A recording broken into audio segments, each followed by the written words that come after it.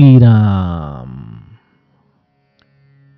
आपल्या सर्वांच्या हृदयस्थ वसणाऱ्या आत्मा रामास साष्टांग प्रणिपात करून गोस्वामी तुलसीदास रचित श्री रामचरित मानस या ग्रंथातील जो तृतीय सोपान अरण्यकांड याचं आपण चिंतन करत आहोत. सज्जनहो, हे आपलाच कथा चिंतन क्रमांक 800. श्री सद्गुरूंच्या असीम कृपा प्रसादाने, प्रभू रामचंद्रांच्या अकारण दयेने, सज्जनहो, आज आपल्या या प्रदीर्घ कथा चिंतनाचा एक अत्यंत महत्वाचा असा 800वा पडाव आपल्याला प्राप्त होत आहे. सध्याच्या धकाधकीच्या जीवनामध्ये आणि त्यातही विशेषत्वाने गेल्या 7-8 महिन्यात जे जीवन जगण्याची आपली सर्व परिस्थितीच बदललेली आहे, अशा विपरीत काळामध्ये देखील ज्या या प्रभू रामचंद्रांच्या कथेचा दीपस्तंभ जीवन जगण्याची ऊर्जा देत राहिला, दिशा दाखवत राहिला, हेच या सद्गुरूंचं या एका सामान्य जीवावरती झालेलं कृपेचं छत्र आहे. अत्यंत मनोभावे सद्गुरू रायाच्या चरणी मी माझी कृतज्ञता व्यक्त करतो. केवळ एक निमित्त मात्र करून हे कार्य त्याने माझ्याकडून करवून घेतलं आणि अकारण दयेच्या आधाराने ज्या श्री प्रभू रामचंद्रांनी या पामराकडून ही कथा गाऊन घेतली, त्या प्रभू रामचंद्रांचं हे करुणा वात्सल्य, त्यांचं हे दया सिंधुत्व काय सांगावं. केवळ कृतज्ञता एवढाच अत्यंत मनापासून मी माझा भाव त्यांच्या चरणी व्यक्त करतो. सज्जनो, आपण प्रभू रामचंद्र आणि नारद मुनींचा हा संवाद अभ्यासत आहोत. प्रभू रामचंद्र पंपा सरोवराच्या किनारी बसलेले आहेत.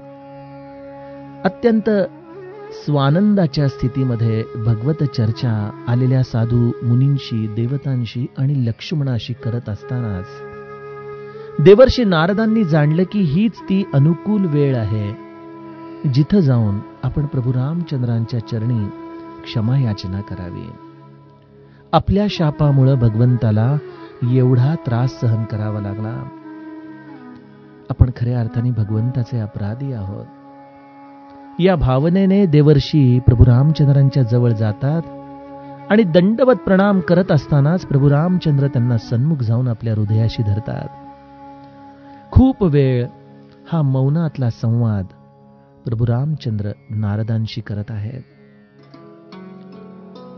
नारदांना आपल्या जवळ प्रभू रामचंद्रांनी बसवून घेतलं.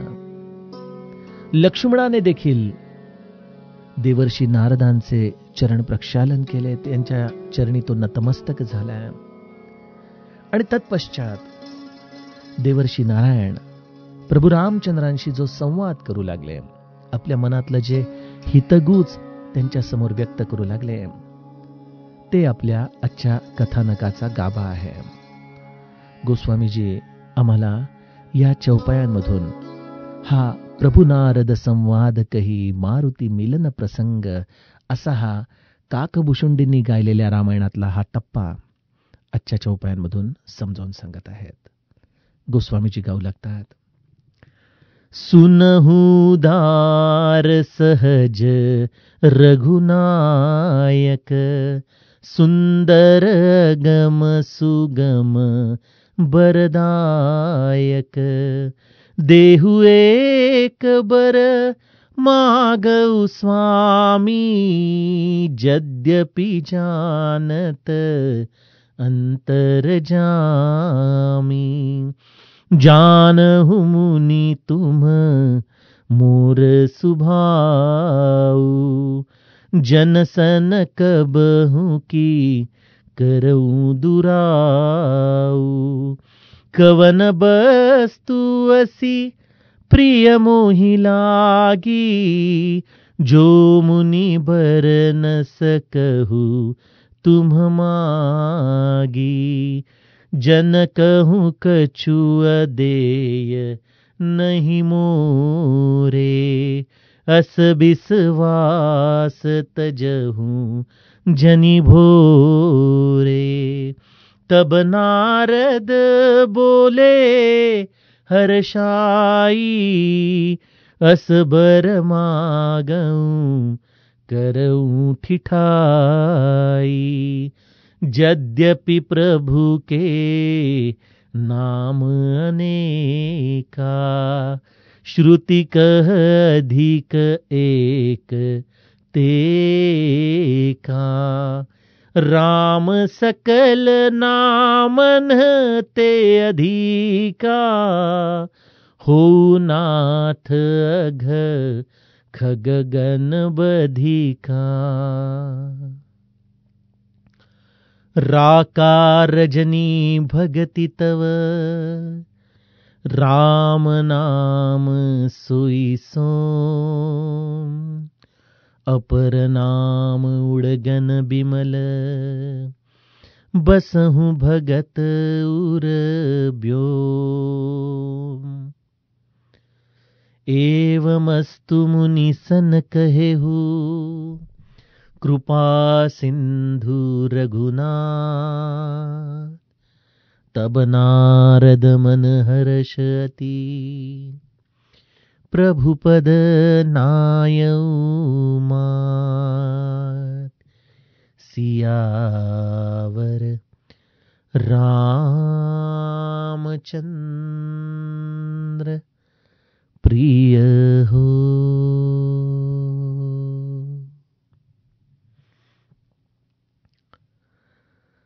सज्जनों, आज या 800व्या कथाभागामध्ये आपण प्रवेश करत असतानाच ज्या श्रीरामचरित मानसचं आपण रामभक्तांनी अत्यंत मनापासून श्रवण केलं, त्या कथेच्या रसामध्ये निरंतर श्रवण करत असताना आपण या रामनामाचं प्रेम आपल्या जीवनामध्ये वृद्धिंगत केलं.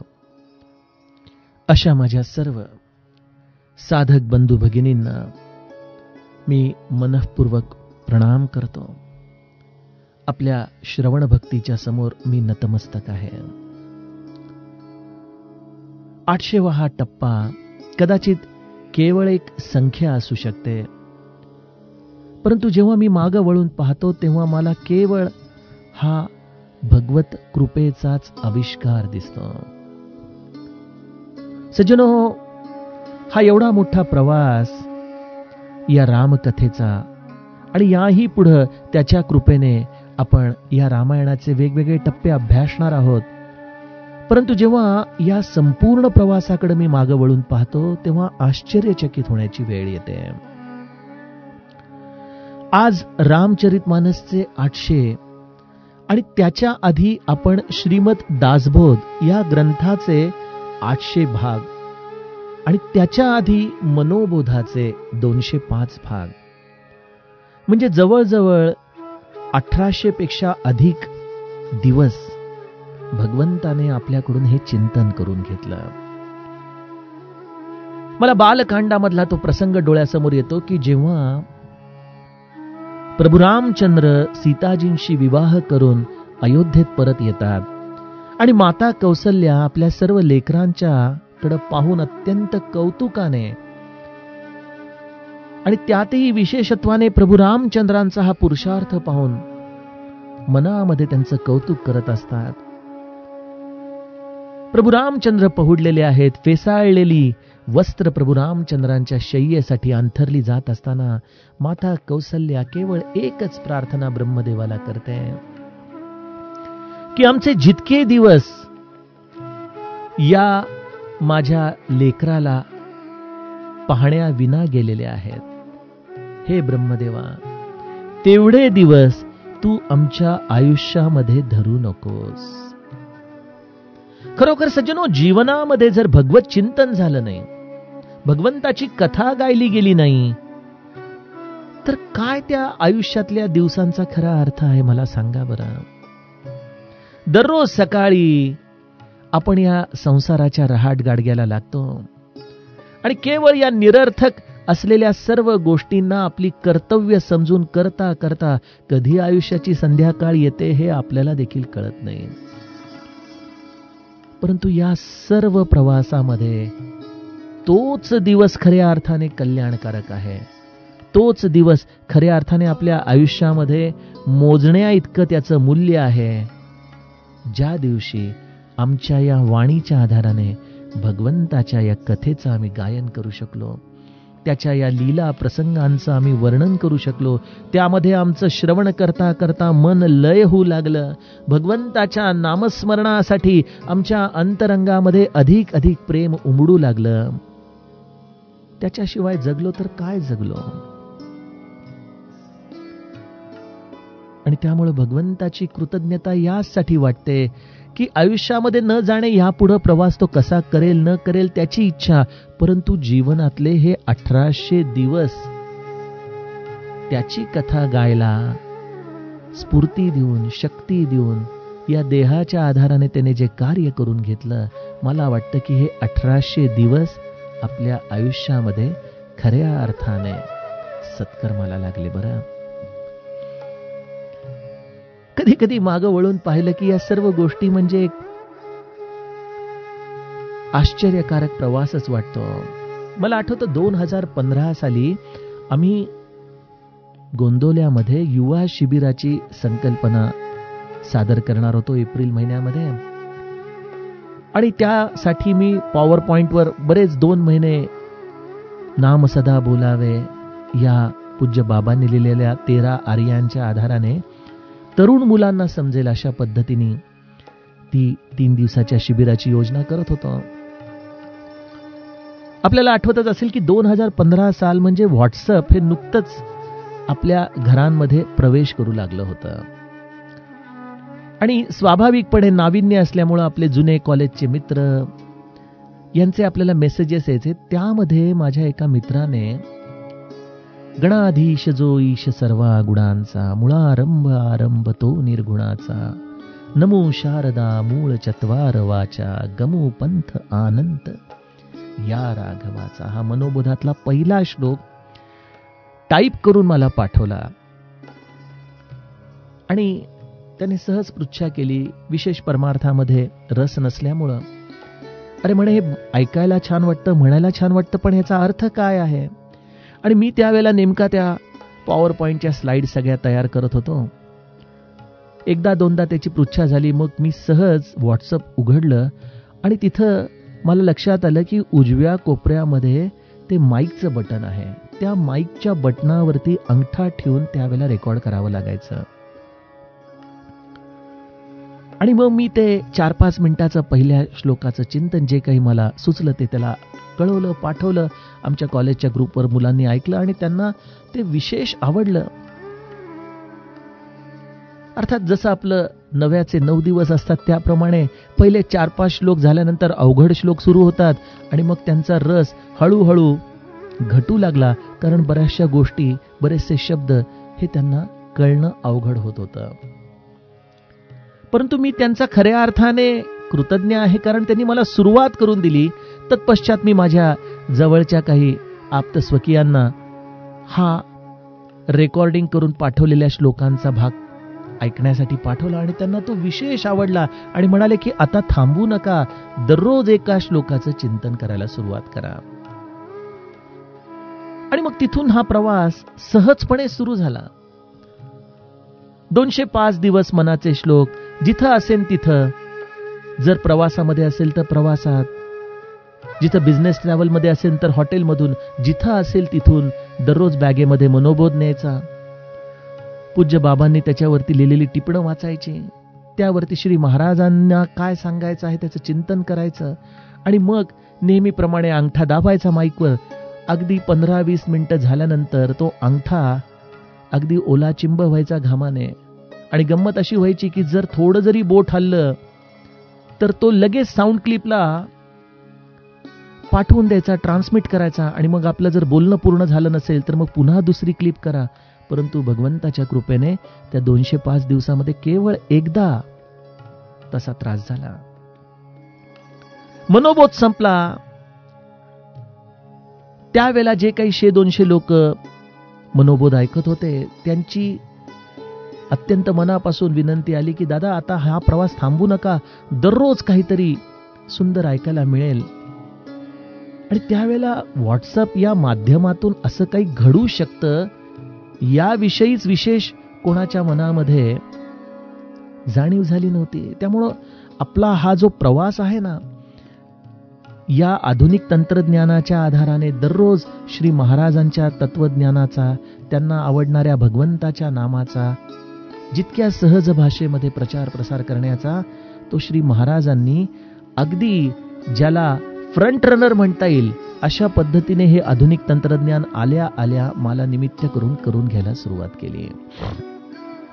तत्पश्चात दासबोधाचे हे 20 दशक, 200 समास, एका समासावरती 4 निरूपण, 800 दिवस, आणि ते देखील आता तरी रामकथेमध्ये मधून मधून मी स्वतःच ठरवून थोडा विश्राम घेतो. परंतु त्यावेळेला समर्थांच्या कडक शिस्तीमध्ये 800 दिवस एकही खंड न पडता समर्थांचा हा दासबोध अत्यंत सुंदर पद्धतीने गुरुकृपेने बोलून घेतला गेला. माझ्या मनामध्ये नेहमीच एक स्वप्न असायचं की महारुद्र जे मारुती रामदास, कली माझी जे जाहले रामदास, जना उद्धराया पुन्हा प्राप्त होती. हा जो पुन्हा प्राप्त होती हा जो शब्द आहे की तेच समर्थ पुन्हा श्री ब्रह्मचैतन्य म्हणून आले, हा केवळ उपासना पद्धतीमध्ये म्हणायचा श्लोक राहता कामा नये. जे समर्थांनी दासबोधामध्ये सांगितलं ते माझ्या श्री महाराजांनी जगून दाखवलं. या दोघांमध्ये कुठेतरी सेतुबंधन होऊन आपल्याला हा समर्थ आणि महाराजांचा दुवा आपल्या अंतरंगामध्ये प्रस्थापित करता यायला पाहिजे, हीच मनाची इच्छा होती. आणि ती माझी सुप्त इच्छा समर्थ कृपेने पूर्ण झाली. मला माझ्या प्रत्येक समासामध्ये माझ्या श्री सद्गुरूंचं प्रतिबिंब दिसू लागलं. मन आनंदाने बहरून जायचो. आणि त्यानंतर लक्षात आलं की आपण काही वेगळं करत नाहीये, किंबहुना आपल्या दिवसभराच्या कामाच्या ताणाला जणू काही या निरूपणांमधून आपण हलकं करतोय. समर्थ म्हणायचे त्याप्रमाणे दररोज काहीतरी लिहित जावं, दररोज काहीतरी चिंतन करत जावं, ही सुंदर सवय या दासबोधामधून लागली. दासबोध पूर्ण झाला आणि नंतर 1 महिन्यानंतर अक्षय तृतीयेला म्हणजे 18 एप्रिल 2018 श्रीरामचरितमानस या ग्रंथामध्ये आपण कथा निरूपणाच्या आधाराने सुरुवात केली. तोपर्यंत तंत्रज्ञान देखील पुढं जात होतं आणि मला कथा ही अत्यंत मनापासून करायची होती. त्यामध्ये भगवंताच्या प्रत्येक भावभावनेला न्याय द्यावा अशी मनातून इच्छा आली. म्हणून एक छोटासा स्टुडिओ घरामध्येच मी बांधून एक कम्प्युटर सिस्टमच्या आधाराने ही दररोजची निरूपणं रेकॉर्ड करायला सुरुवात केली. आणि त्याचा आता बघता बघता खूप मोठा लोकसंग्रह या कथेच्या आधाराने झालाय. अनेक लोकांच्या घरापर्यंत ही कथा जातीये. अनेक लोकांचे मला अत्यंत हृदयस्पर्शी अनुभव ते पाठवतात. अनेक वयोवृद्ध मंडळींना जगण्यासाठी आशेचं किरण या कथांमधून त्यांना प्राप्त झालंय. ही सर्व काही केवळ भगवंताची त्यांच्यावरती असलेली कृपा आहे. यामध्ये रवींद्र पाठक नावाच्या व्यक्तीचं काहीही महत्व नाही. आणि हे मी केवळ औपचारिकता म्हणून नाही सांगत बरं. यामध्ये जर माझं कणभर जरी कर्तेपण असेल तरी भगवंत त्याच्या इच्छेप्रमाणे हे कार्य माझ्याकडून थांबवेल. परंतु जोपर्यंत माझा हा अकर्तुम भाव राहील, जोपर्यंत माझा हा सहज स्वभाव राहील की हे केवळ श्री महाराजांचं देणं आहे, तोपर्यंत हे भगवंता या देहाकडून जरी अनंत अपराध झाले तरी त्याच्याकडून हे कार्य करून घ्यावं एवढीच मी मनोभावे तुझ्या चरणी प्रार्थना करतो. सज्जनो, कधी कधी आपल्या लोकांशी हितगुज करावं असं वाटतं ना, त्याप्रमाणे आज या 800वा कथाभागाचं स्मरण दिवसभर होत राहिलं. आणि या गेल्या 5-6 वर्षामध्ये या वेगवेगळ्या घडामोडी आणि त्यामध्ये वेगवेगळ्या कथा प्रसंगांचं चिंतन करता करता मला असं वाटलं की ही देखील माझी सर्व श्रवण करणाऱ्या परिवाराशी केलेली ही हितगुजाची चर्चा अत्यंत मुक्त मनाने मी आपणास सांगावी. असो, आज हा 800वा कथाभाग आणि भगवंताची जी असीम कृपा मी आपणास पहिल्या मिनिटापासून सांगत आहे सज्जनो, त्याचंच जणू काही अनुभूती आपल्याला या आजच्या कथा विभागामध्ये येईल. बरं, आपण काल बघितलं की प्रभू रामचंद्रांच्या जवळ देवर्षी नारद बसलेले आहेत आणि त्यांनी प्रभू रामचंद्रांना हात जोडून विनवणी केली. काय म्हणाले? सुनहु उदार सहज रघुनायक, सुंदर अगम सुगम बरदायक. हे प्रभू रामचंद्रा, तू स्वभावताच उदार आहेस रे. तू आलेल्या व्यक्तीच्या मनातली इच्छा जाणून जरी एखादी गोष्ट अगम असली तरी देखील ती अगम गोष्ट देखील त्याच्यासाठी सुगम करून देणारा असा तू खऱ्या अर्थाने अवढरदानी आहेस. तूच प्रत्यक्ष आमच्यासाठी या वर देणारा कल्पवृक्ष होऊन या भूलोकावरती आलेला आहेस. प्रभो, मी आपणास आज काही मागू इच्छित आहे. मला वाटतं कदाचित देवर्षी नारदांना देखील या 800वा कथाभागाचं स्मरण असावं म्हणून ते आपल्या सर्वांच्या वतीने प्रभू रामचंद्रांना काहीतरी मागणार आहेत बरं का. देवर्षी नारद म्हणतात की हे स्वामी, मी आपणास एक वर मागतो, तो आपण मला द्यावा. बघा, सेवेचे टप्पे जसे जसे येतात तसे तसे भगवंताच्या या दरवाजांमधून आपल्याला काय काय प्राप्त होऊ शकतं हेच जणू काही आपल्याला देवर्षी नारद सांगत आहेत. मी आपणास एक वर मागू इच्छित आहे आणि मी मागत आहे, परंतु हे अंतर्यामी आपण तर माझ्या हृदयामध्ये काय भाव आहे हे जाणताच. त्यामुळे मी आपणास वेगळेपणाने काय सांगू? आपण माझ्या हृदयातला सर्व भाव जाणता आणि आपण प्रभू रामचंद्रांचं हृदय कशा पद्धतीने हे जाणतं याची जर काही खूणगाठ ओळखायची असेल तर प्रभू रामचंद्रांनी देवर्षींना आपल्या शेजारी बसवून घेतलेलं आहे. बघा, जेव्हा काही द्यायचं असतं तेव्हा व्यक्तीला समोर असावं लागतं, परंतु जेव्हा दोघंही समान पातळीवरती असतात तेव्हा त्या व्यक्तित्वाचा अधिकार प्रभू रामचंद्रांनी जाणलेला आहे की तू देखील माझ्यासारखाच आहेस रे, मी तुला काय वेगळेपणाने देणार. आणि हा प्रभू रामचंद्रांनी दिलेला प्रसाद आपण अनेक ठिकाणी बघितला. प्रभू रामचंद्रांनी भरतजींना हा अधिकार दिला आपल्या शेजारी बसण्याचा.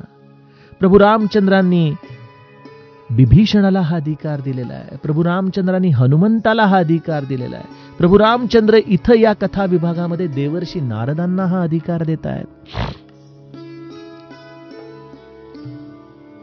आणि देवर्षी नारद प्रभू रामचंद्रांना म्हणतायत की मी आपणास काही मागू इच्छित आहे. हे प्रभू, आपण अंतर्यामी असल्यामुळं माझ्या हृदयातला सर्व भाव जाणता. प्रभू रामचंद्र त्यांना म्हणतात, जानहु मुनी तुम मोर सुभाऊ, जनसन कबहू की करऊ दुराऊ. हे मुनी, आपण माझा स्वभाव ओळखता ना. मी आपल्या भक्तांपासून कधी काही लपवलं आहे का?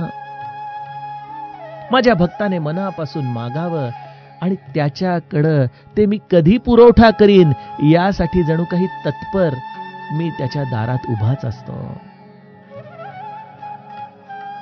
मला अशी कुठली गोष्ट प्रिय आहे की जी तुम्ही मागू शकत नाही. बघा, भगवंत आपल्या हृदयाचं औदार्य देवर्षींना सांगतोय की मला अत्यंत प्रिय आहे म्हणून मी ती तुम्हाला देणार नाही. ज्याप्रमाणे राजा दशरथाला मुनिश्रेष्ठ विश्वामित्रांनी जेव्हा राम आणि लक्ष्मणाला मागितलं त्यावेळेला राजा दशरथाची काय अवस्था झाली. मुनिवरांपासून विप्र इथपर्यंत त्यांना संबोधन करताना राजा दशरथाने आपला संताप व्यक्त केला की तुम्ही विचार करून मागितला नाही. अहो, राम आणि लक्ष्मण माझे प्राण आहेत. तुम्ही भूमी मागा, पैसा मागा, संपत्ती मागा, नवे नवे माझा प्राण मागा, मी सगळं देतो, परंतु राम आणि लक्ष्मणाला मागू नका. राजा दशरथाला अत्यंत प्राणप्रिय असलेले असे हे राम लक्ष्मण, ते देताना राजा दशरथाची ही अवस्था आपण अभ्यासली. सज्जनो, ती तर अत्यंत उदात्त गोष्ट मुनी विश्वामित्रांनी मागितली आहे, परंतु सामान्य जीवाची देखील जर आपण परीक्षा घेतली तर कुठली ना कुठली तरी गोष्ट अशी असते की त्या गोष्टीला सोडून तुम्ही मला काहीही मागा, परंतु प्रभू रामचंद्रांचाच दरवाजा एक असा आहे की तुम्ही तिथं त्याला काहीही मागू शकता. अशी कुठली गोष्ट आसक्तीपायी ज्याला प्रिय आहे की ती भगवंत आपल्या भक्ताला देत नाही. आणि त्यामुळं प्रभू रामचंद्र म्हणतायत की माझ्या भक्ताला अदेय असं काही नाही. जन कहूं कछु अदेह नहीं मोरे, अस विश्वास तजहूं जनी भोरे. हा विश्वास मनामध्ये ठेवा, या विश्वासाला कधी विसरू नका. आणि हेच आपले श्री महाराज आपल्याला सांगतात की अनन्य भावाने रामावरती आपण आपला भार टाकला तर रामाला पुरवठा करावाच लागतो. पण तिथं अनन्यता पाहिजे. मला दिल तर माझा राम दिल,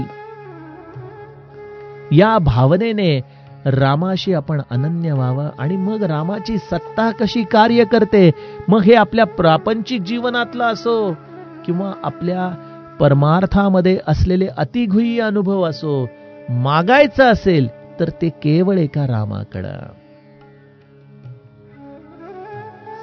हीच आपल्या श्री महाराजांची आपल्याला शिकवण आहे. त्यामुळे माझ्या रामाला अदेय असं काही नाही.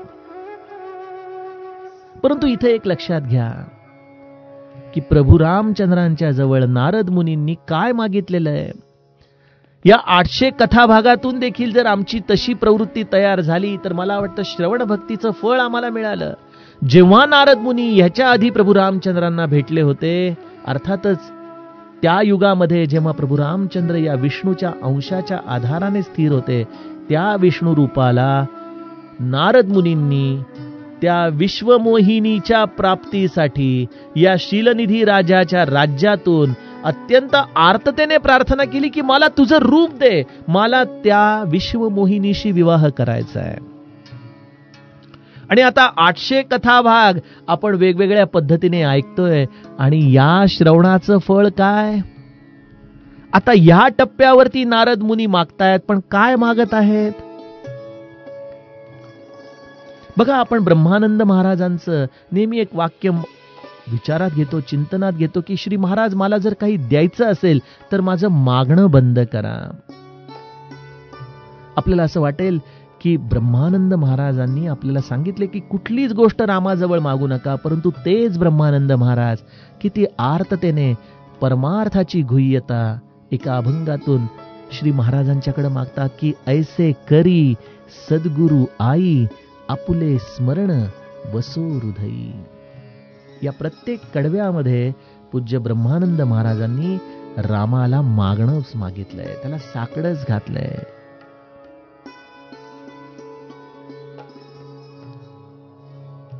आणि त्यामुळे जेव्हा समस्त जगाचं कल्याण व्हावं यासाठी जेव्हा जेव्हा संत हृदय स्त्रवतं, तेव्हा तेव्हा सज्जनो, या विश्वाच्या कल्याणासाठी संतांनी रामाजवळ मागणं मागितलेलं आहे की रामा दे, दे रामा दे.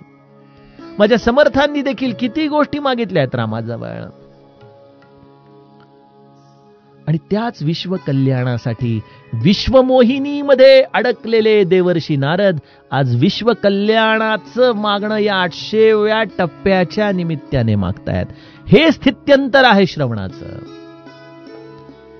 मी नाही तू, माझं नाही सर्वांचं, या 4 घरापुरता प्रपंच नाही, हा विश्व प्रपंच, हे स्थित्यंतर रामायण घडवतं बघा. आणि काय मागितलंय माझ्या देवर्षींनी? यद्यपि प्रभु के नाम अनेका, श्रुती कह अधिक एक ते एका. हे प्रभू, आपली अनेक नावं आहेत आणि वेद म्हणतात की या नामांमध्ये भेद नाही, यातील एकहून एक नाम श्रेष्ठच आहे. आपण विष्णू सहस्त्रनामामध्ये एवढी सहस्त्रनामं घेतो आपण. कोण म्हणणारे आलो की यातील केवळ हेच नाव चांगलं आहे, ते नाव कनिष्ठ आहे? नाही, यामधली सर्व नावं ही अत्यंत श्रेष्ठ आहेत. तरी देखील हे प्रभो, मला आपणास काही सांगावंसं वाटतंय. मी ही दृष्टता करतो. कदाचित माझं हे अज्ञान असू शकेल, तरी देखील माझं हे लढीवाळ मागणं आहे. आणि हे प्रभो, राम सकल नामन ते अधिका, हो नाथ अग खग गण बधिका. राम नाम हे सर्व नामांमध्ये श्रेष्ठ असावं आणि हे राम नाम पापरूपी पक्ष्यांच्या समूहासाठी वधिकाप्रमाणे असावं. ही माझी मागणी आहे. हे माझं तुझ्या चरणी अत्यंत मनापासून मागणं आहे. प्रभो, आपलं राम नाम कसं असावं? राका रजनी भगती तव राम नाम सोई सोम, अपर नाम उडगन बिमल बसहु भगत उरव्योम. प्रभो, राम नाम हे सर्व नामांमध्ये श्रेष्ठ असावं. त्याची श्रेष्ठता कशी आहे? आपली भक्ती ही पौर्णिमेची रात्र आहे. विचार करा, आपल्या गोंदवल्याची पौर्णिमा, सुंदर श्री महाराजांच्या कळसापासून दिसणारा तो पूर्ण चंद्रमा, सर्वत्र असलेली ती शीतलता, एक मांगल्य, अशा या सुंदर पौर्णिमेच्या रात्री देवर्षी नारद म्हणतायत, राका रजनी भगती तव राम नाम सोई सोम. त्यामध्ये राम नाम हा या पौर्णिमेचा पूर्ण चंद्रमा असू दे. आणि तुझी अन्य नामं जी सर्व दृष्टीने श्रेष्ठच आहेत, परंतु हे प्रभो, माझी अशी म्हणणं आहे की राम नाम हा पूर्ण चंद्रमा असू दे आणि तुझी सर्व अन्य नामं ही या पौर्णिमेच्या रात्री असलेल्या तारांगणाप्रमाणे या चंद्रमाचं सौंदर्य आणखीन खुलवणारी ठरू देत. आणि असं हे नामस्मरणाचं तारांगण भक्तांच्या हृदयरूपी निर्मल आकाशामध्ये निवास करावं. बघा सज्जनो, संताचं मागणं काय अलौकिक आहे.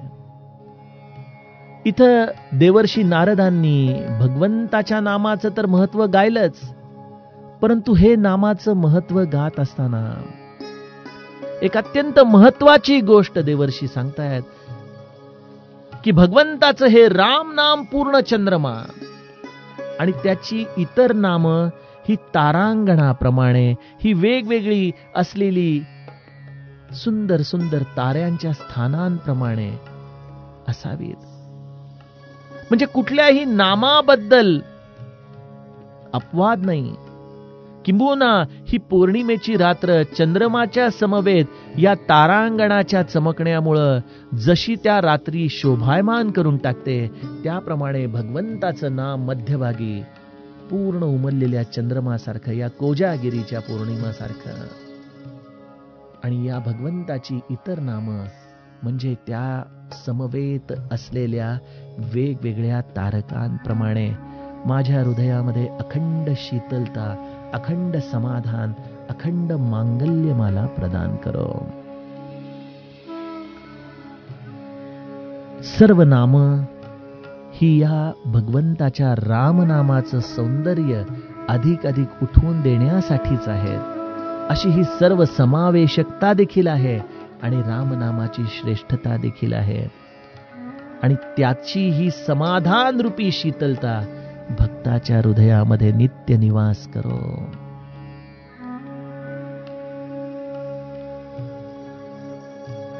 जे देवर्षी नारद मायेच्या अधीन असताना भगवंताच्या चरणी नेमकं काय मागायचं हे विसरून गेले आणि विश्वमोहिनीच्या प्राप्तीसाठी भगवंताला सौंदर्य मागत होते, त्या देवर्षी नारदांच्या वरचा हा मायेचा प्रभाव दूर होताच या समस्त विश्व कल्याणासाठी देवर्षींनी भगवंताला केवढं मोठं मागणं मागितलेलं आहे की प्रभू, आपलं रामनाम हे पूर्ण चंद्रमासारखं माझ्या हृदयात राहो. आणि देवर्षींनी मागावं आणि भगवंतानी ते पुरवू नये असं कदापि शक्य नाही. जो भगवंत नारदांना आधीच सांगून गेलाय की जन कहू कछु अदेय नाही मोरे, अस विश्वास तजहु जनी भोरे. जेव्हा त्यांनी देवर्षींची ही वाणी ऐकली तेव्हा प्रभू रामचंद्र अत्यंत प्रसन्न होऊन एकच म्हणाले, एव मस्तु मुनी सन कहेहु कृपा सिंधु रघुनाथ. कृपासागर श्री रघुनाथजींनी मुनींना आशीर्वाद देताना केवळ एवमस्तु असंच हो, असंच हो. म्हणजे प्रत्यक्ष या सगुण परमात्म्याने आपल्यापेक्षा देखील आपल्या या नामाचं श्रेष्ठत्व स्वतःच्या मुखानेच मान्य केलं. यापुढे जेव्हा जेव्हा पौर्णिमेला पूर्ण चंद्रमा पाहाल ना, तेव्हा तेव्हा पंपा सरोवर आठवा, तेव्हा तेव्हा देवर्षींना आठवा, तेव्हा तेव्हा प्रभू रामचंद्रांना आठवा. हा चंद्रमा नाही तर हे प्रत्यक्ष राम नाम आहे. आणि या आकाशामध्ये राम नामाचं सौंदर्य वाढवणारी इतर भगवंताची नामं आहेत. असं हे समस्त आकाश म्हणजे जणू काही विष्णू सहस्त्रनाम होऊन आपल्यावरती छत्र धरून आहे. अशा भूमिकेतून या पौर्णिमेचं सौंदर्य अनुभवा. मला असं वाटतं की देवर्षींचा हा आशीर्वाद आम्हाला या भगवंताच्या नामाची शीतलता, त्याचं प्रेम, याचीच अनुभूती या गोंदवल्याच्या पौर्णिमेच्या निमित्ताने करून देईल. आणि त्यातून भगवंताच्या नामाचं प्रेम आम्हाला असंच वृद्धिंगत करायला मिळेल.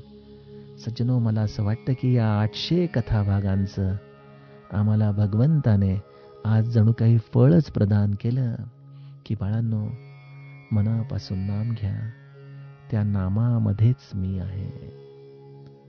देवर्षींना प्रभू रामचंद्रांनी एवमस्तु म्हणून असा आशीर्वाद देऊन त्यांच्या मनातल्या या इच्छेवरती जणू काही या सगुण परमात्म्याने देखील शिक्कामोर्तब केला.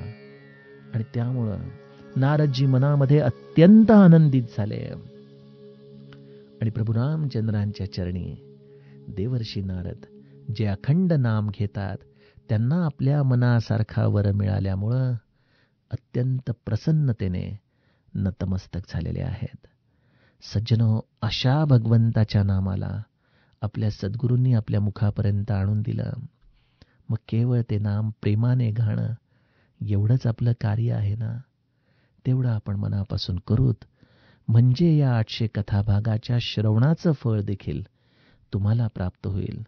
आणि हो, जर काही आशीर्वाद द्यायचाच असेल मला, तर माझ्याकडून देखील भगवंताने असंच प्रेमाने नामस्मरण करून घेवो, हेच तुम्ही मला वरदान द्यावं, हीच तुम्हा सर्व श्रोत्यांच्या चरणी माझी प्रार्थना.